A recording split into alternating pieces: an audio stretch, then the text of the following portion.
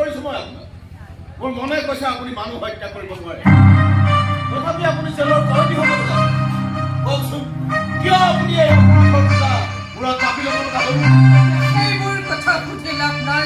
মই কোনো লাভ লোকচানৰ অংক কৰিব বিচৰা নাই ময়ো কোনো পুৰণা কথাবোৰ মনলৈ আনিব বিচৰা নাই মানুহ অপৰাধী শাস্তি দিলোঁ বুলিয়ে মই ৰবত দিব নাই